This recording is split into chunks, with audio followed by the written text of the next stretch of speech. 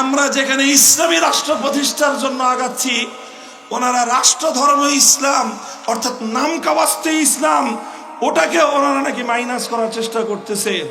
যদি কারো মাথার মধ্যে সামান্য পরিমাণ ঘিলু থাকে, সম্পূর্ণটা যদি গরুর গোবর না হয়ে থাকে, তাহলে এই ধরনের আত্মঘাতী কোনো চিন্তা যেন আপনারা না করেন, দোহাই লাগে।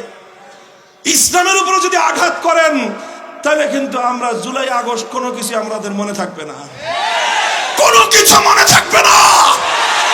ইসলামের প্রশ্নে, আল্লাহর কোরআনের প্রশ্নে ইসলাম রাষ্ট্র ধর্ম ছিল, সংবিধানে বিসমিল্লাহ সংযোজিত হবে, আল্লাহর উপর অবিচল আস্থা এবং বিশ্বাস সংযুক্ত হবে, ধর্মনিরপেক্ষ মতবাদ দিল্লিতে প্রচার হবে।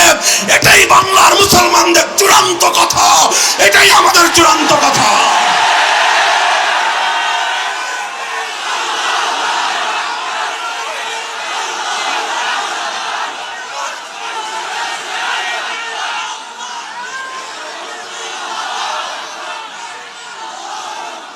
কিছু কিছু মানুষ বলতে চায় রাষ্ট্রের আবার ধর্ম থাকে নাকি। কিছু কিছু মানুষ বলতে চায় ধর্ম তো মানুষের থাকে, রাষ্ট্রের ধর্ম থাকে না। আমরা বলি রাষ্ট্রের তো ধর্ম থাকে না, ধর্ম অনুযায়ী রাষ্ট্র চলে।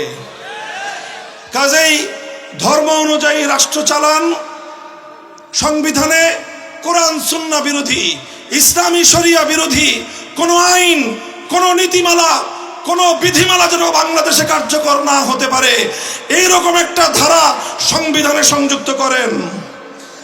যেটুকু আছে ওগুলোতে যদি হাত দিতে আসেন, এরপরে যদি দেশে গৃহযুদ্ধ লাগে, আপনারাই দায়ী থাকবেন।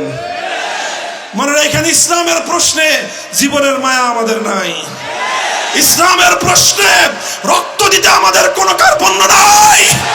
আল্লাহর কোরআনের জন্য যদি সাগর পরিমাণ রক্তের প্রয়োজন হয়, 2 লক্ষ মুজাহিদ যদি শহীদি ঈদগাহে কল্লা দিতে হয়, কারা কারা কল্লা দিব, কারা কারা জীবন দিব?